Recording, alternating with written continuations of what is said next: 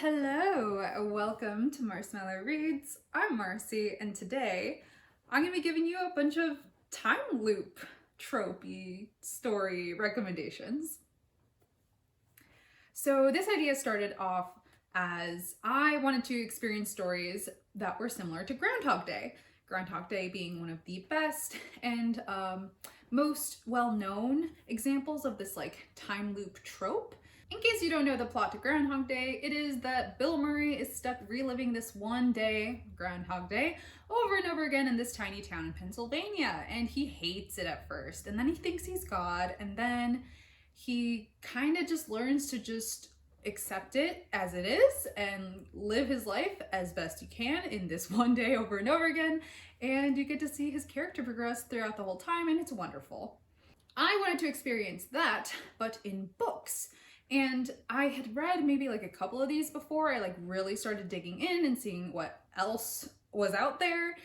And by no means is this all of the books that are related to time loopy tropes, but these are all the ones that I could find. If you have any suggestions that I may have missed, please let me know down in the comments. I want to read all of them. Because not everything is super close to the actual original like Groundhog Day trope, I have split these recommendations up into 3 categories. Number 1, those that are closest to the Groundhog Day trope. So you're really just reliving one day at a time over and over again until maybe you escape the loop. Category number 2 is a more elongated version of the Groundhog Day trope, where you're, instead of reliving one day over and over again, you're maybe reliving a week, a month, some years, a lifetime, that sort of deal. And then category number 3 are the leftovers. They aren't necessarily a time loop, but it has the closest vibes that I could find to this trope. And once I explain them, it'll make more sense. Okay, so starting with category number 1, those closest to the original Groundhog Day trope. And the first book I'm recommending to you is All You Need Is Kill by Hiroshi Sakurazaka. This is a sci-fi, military, war with aliens type of book. And it is what Edge of Tomorrow, or Live, Die, Repeat, I think was the other name, what that movie was based on. In this book, a young man is preparing for his first day in combat against the invading alien species called the Mimics, and he dies pretty quickly after the battle begins. But then he wakes up back in his like military cot the day before and goes on through this loop. I really enjoyed the fight scenes in this. Like, it was pretty graphic and gory and pretty scary, and I would not last a millisecond against these mimics. And you get to see him progress each day after every loop. So even though like, I can't imagine his muscles are retaining this memory day after day, but he is remembering the strategies and like tactics that he learns when he's training each of these loop days, and he gets better and better and better at fighting and is able to last longer and longer and longer in this combat. And you get to see kind of why he's stuck in it. And I really enjoyed this one. I highly recommend it to like all sci-fi fans. If you liked the Edge of Tomorrow movie, you're probably gonna like this a lot too, but I think it's great. Okay, the next recommendation is on like the complete opposite spectrum of like tone and themes. This is In a Holidays by Christina Lauren. This is a romance novel. This is, I think, one of the first romance novels I read since starting BookTube. And honestly, like, it's not perfect, but it's a lot of fun. In this one, a young woman spends her Christmas week with her family and some family friends and their families at this cozy cabin in Utah.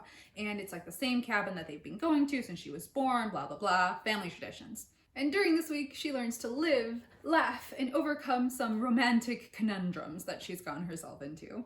At the end of the week, she learns that the family who owns the cabin is having to sell it, so this is going to be the last vacation that they're having there together, and she gets on the plane, is all super sad about it, and then something happens, and she wakes up back at the start of this week, and it's like, oh, that's weird, and just, you know, repeats that week a few times and makes different decisions each time. You know the drill. I kind of hated the ending, to be honest. It was so saccharine sweet. It was almost too much for me. The journey was still fun, And I do wish the time loop played more of a bigger role in the story, but it still scratched that itch. Switching the tone back around again with The 7.5 Deaths of Evelyn Hardcastle by Stuart Turton. I loved this one. This is a mystery, thriller, fantasy novel. It's kind of like Agatha Christie meets Groundhog Day. So it's like time loop, but also body swapping. It's great fun. The game here is Evelyn Hardcastle will die every single day until the main character Aiden can identify her killer and break the cycle. But each day, he wakes up in a different body of a different guest in the Blackheath Manor, and each of the bodily hosts has its own disadvantages and advantages that he has to like figure out how best to use. You know, it's that kind of like strategizing going on that really hooked me in. This novel had great pacing as well. Like, it was a total roller coaster that like you get strapped in, you go really fast, like 0 to 60, like 2 seconds, and you have no idea where this thing is ending. You'd think, well, I guess roller coasters end back where you start, but whatever. You know what I'm talking about.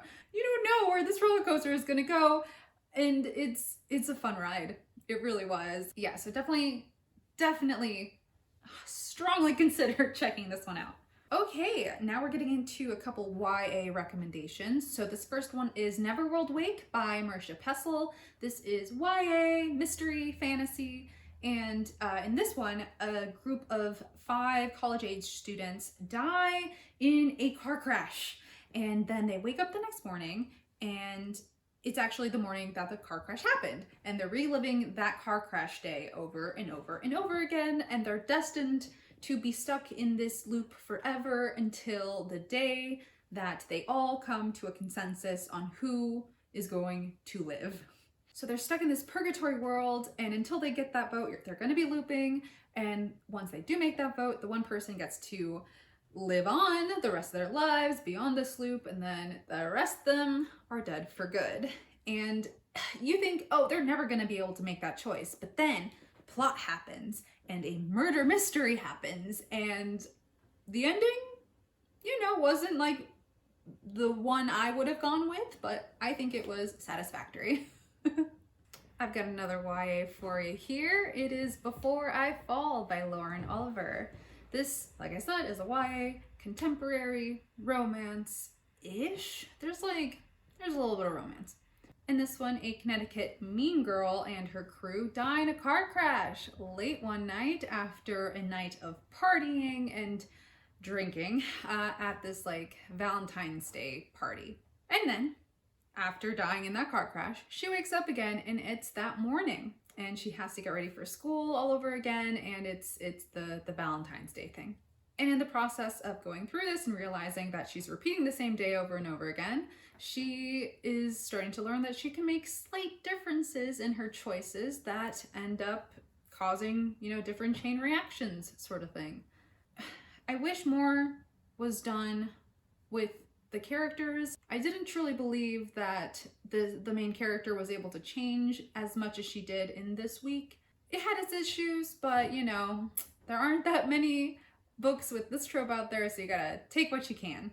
And then the last book I have for you that is strictly in that Groundhog Day-like box is A Week of Mondays by Jessica Brody. This is yet another YA, contemporary, romance. And here we go again. A high school girl finds herself repeating the same Monday every day for like a week. And during this time, she repeats the same school picture day, the same election speech, softball tryouts, and breaking up with her boyfriend. This was such a quick no-brain read, and sometimes you just need that sort of thing, especially if you're in a reading slump, or if you're between big tomes. You just need a little light snack of a book, and I think this one perfectly encompasses that sort of read. Okay, on to category 2, and that is the more elongated Groundhog Day trope. First off, I am starting with 11/22/63 by Stephen King. This is a historical fiction, sci-fi type of book. It's a great dad book. I'm pretty sure my dad really liked this one, and dads in general really like this one. In this one, we have Jake, a 35-year-old high school English teacher who just happens upon a portal to 1958. And soon after finding this portal, Jake embarks on a mission to try to prevent the assassination of President John F. Kennedy. So you can see how that would be like a dad book. It's in that way, yeah. And, you know, you get to see him repeat the same few years a couple times till he like gets the hang of it and starts to really develop a plan. And then I think there's one really long loop and then another one or something. Like there's several iterations of him going back to the starting point of 1958. But the thing is, he keeps aging. So he only has like a few shots in him, you know, to get it right. And I do remember enjoying it. It is kind of thick. Ultimately, it was a fun read. Next, I have another one that I didn't like fully love, but I think other people would really enjoy. That is Recursion by Blake Crouch. So this one is heavily sci-fi, heavily plot driven. Like the characters are okay, but they really are just like a vehicle for plot to happen. I did really like the main idea of this one. So in this universe, a memory time traveling machine has been invented where if you sit in a certain like chamber thingy chair and you can go back in time to a specific memory of yours and restart the timeline from that point. So if you want to change certain character deaths or certain historical events, you can do that. At first, they try to make sure that you're only changing minor things to marginally improve your life. But then, you know, eventually things spiral out of control and they're trying to like rein in this technology again, but obviously that's like super hard to do when you can just make a new timeline whenever you want. And I don't know, it was fun. It was fun. I think this is also a good dad book. I don't think my dad has read it, but like, psst, Dad, if you're watching this, check it out, maybe you'll like it. Next up, we have another historical fiction sci-fi fantasy book, and that is The First 15 Lives of Harry August by Claire North. I read this one, I think right after it was published, I think in like 2015. So my memory of like the plot details is kind of fuzzy. But basically, Harry has lived his life numerous times now. Like he goes through an entire lifetime, birth to death, over and over again. He doesn't know why it's happening, but it just happens. And then, you know, I don't think he's making really any changes to his life every time he lives it. He just kind of accepts the story and goes with it. But then one day he's on his deathbed at the end of his life and this young girl comes up to him. He doesn't know who she is. And she says, "I nearly missed you, Dr. August. I need you to send a message." And he's like, oh, this is different. And, you know, the story evolves from there. And it's like people trying to overlap in the right ways. And I don't necessarily remember what their like motives are for any of this, but I do remember liking it. But I also remember feeling that it was a bit too slow in some places. I do think that the setup and the idea was ultimately more interesting than the actual execution, but maybe a different reader would feel differently than I did, and maybe you'd like it more than I did. I don't know. I liked it. I just didn't love it. Okay, next we have another lifetime reliving story in Replay by Ken Grimwood. And this book, the main character, Jeff, he is 43 and stuck in a pretty meh marriage and like a dead-end job and not really loving life. And he dies one day from like, I think a heart attack. And then he wakes up again. And this time he's 18 years old, back in college. He has his whole life ahead of him. And he's, you know, confused, but also excited that he gets like a second chance at life. And he makes some different choices. He's living life, making money from like knowing the outcome of like horse races and big games and stuff. So he's living life. But then he's 43 again and he dies again.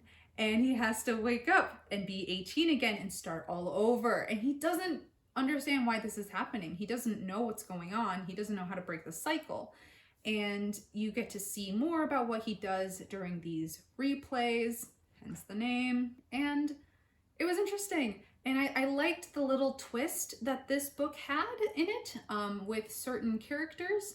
I did enjoy this. I didn't necessarily love it, but I do think that it is worth reading if you're into this trope. All right, we're going to finish off this category with another historical fiction, and that is Life After Life by Kate Atkinson. Our main character, Ursula Todd, is born each time on a snowy, cold night in 1910.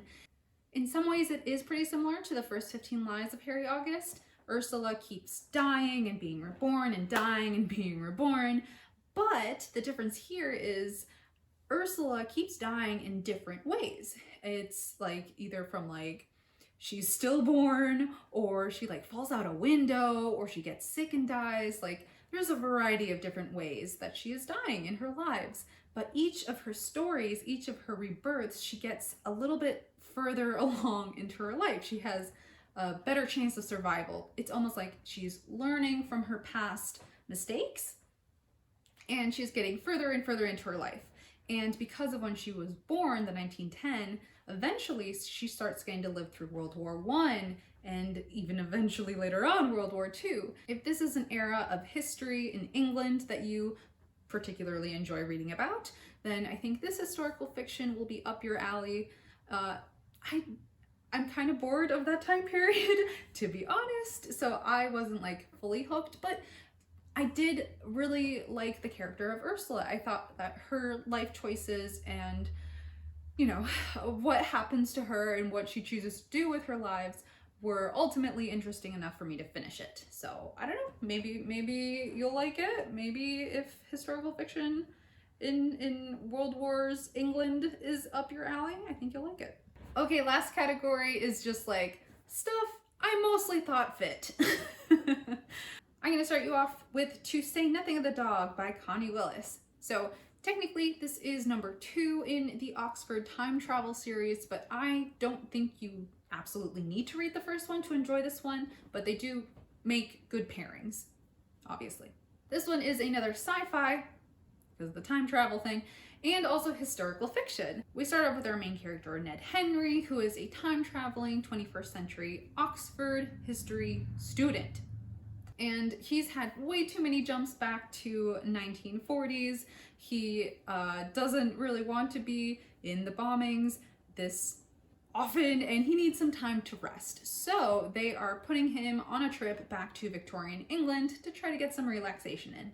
This one was fun. It had some like cute, witty interactions with the people living in that like small Victorian English town, and I think he ends up hanging out with another time traveler who like he has a crush on, but she's not necessarily into him like that, but then maybe she is. So there's like a romance element going on here. I really enjoyed this one. I really liked the dialogue and the story and like the comedy part of it. I like this series a lot, and I need to continue it. Next up, I have another more romance heavy book, and that is The Time Traveler's Wife by Audrey Neffneger. So like I said, this is romance, but also more contemporary, more fantasy, like there isn't necessarily time travel going on, at least not on purpose. This is the story of Claire, a beautiful art student, and Henry, an adventurous librarian. They have known each other since Claire was 6 and Henry was 36. Some questions there. They will be answered, don't you worry. They then were married when Claire was 23 and Henry was 31. That age gap is weird, right? Yes, it is. Because they met when Henry was time traveling. So Henry is an involuntary time traveler. He has these like genetics going on that kind of forces him into and out of time, kind of yeets him into the past whenever or into the future. He doesn't really have a choice. And this leads to some interesting situations, including meeting young Claire after already being in love with her, at least her adult self, for like years. So it's complicated and it's messy, and I loved it. Like, I just ate this one up. I did not care about any possible plot holes or weirdness going on with the age gap there. I just accepted it and loved it. Next, I have for you The Midnight Library by Matt Haig. This is another contemporary, more fantasy novel, and it's all about living the roads not taken. Before we start, trigger warnings for suicide. So in this one, a woman attempts to take her own life, but instead ends up in a sort of limbo. So in this world, she is in a library full of books that are her alternate lives. And she can pick up a book, open it up, jump into this life, and see what it would have been like to make different choices in her life to lead up to this specific version of her. And when she's ready, she can choose to live out the rest of her life in one of these alternate lives, or she can continue on to the other side. And this is, you know, very heartwarming, touching, feeling on like, what is life? Who are we? What choices would we have made if we could have gone back to go off in a different direction? And I don't know, it does play with some interesting themes on that. I think it could have done a little bit more. It did feel a little surface level at times, but ultimately I think it was a good execution. Okay, next one. Oh, there really isn't a lot of any time traveling or alternate lives going on, but I had to put it on here, and it is One Last Stop by Casey McQuiston. So this is a contemporary romance. August is the cynical 23-year-old who just moved to New York City and is trying to finish up school and is working at a diner. And one day on her way to work, she's taking the subway and she spills coffee on her work shirt. But she's lucky because Jane, the subway girl, jumps in and gives August her scarf so she can cover up the stain. And this sparks a crush in August. And later, August learns that this subway woman, Jane, is a girl out of time. And as their relationship blossoms, they start to try to fix Jane's time troubles. And it really doesn't fully fit into this theme of the video, but I don't care. I really enjoyed this one. And if you are in general a fan of time loop trope like stories, I think you would at least somewhat enjoy this one. Okay, last one, I have a bonus for you. I technically have not read the book, but I absolutely love the movie adaptation of this, and it is The Girl Who Leapt Through Time. The book, I believe, is by Yasutaka Tsutsui, and it is a sci-fi YA.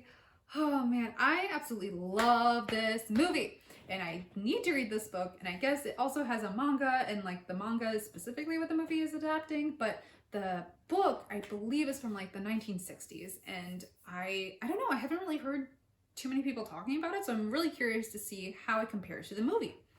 And I believe, I got this from the Goodreads, the novel is about a third-year middle school student who accidentally acquires the ability to time travel after an unfortunate accident in her school's science lab. I have questions, like, what the hell kind of experiment were they running? Like, how could this, happen? I want to know. But anyway, if it's anything like the movie, I think that she has a wonderful character arc. She has wonderful character growth, trying to help people, trying to help herself, and realizing, maybe what she thinks is helping someone isn't actually. So I need to read that one. That one's just a bonus for me. I don't know. If you read it and you liked it, let me know what you think. Okay, I think I've gone on for way too long already, so I'll keep this wrap up short. I hope you find a new recommendation from this list, and if I missed any book that you know has this trope or anything similar to it, drop it in the comments. I want to know. I had a lot of fun compiling this list. It did take me like 6 months or something to actually get through all the books I wanted to read for this video. I think I left out like 1 or 2 that I just either couldn't find or didn't really care for, but I might go back and reread those. I am so desperate for more of these stories because I love the movies that do it. Like Happy Death Day 1 and 2 is like one of my favorite versions of this trope.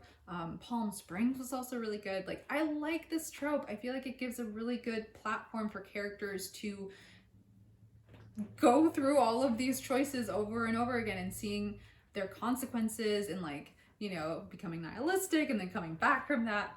I love seeing that character arc and development. So I want more of these books. Gimme, gimme.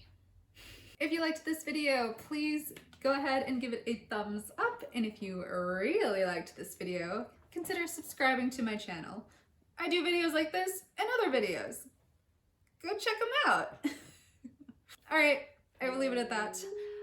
Have a wonderful week. I hope you do something nice for yourself. Maybe do something nice for others. And I will see you in the next one.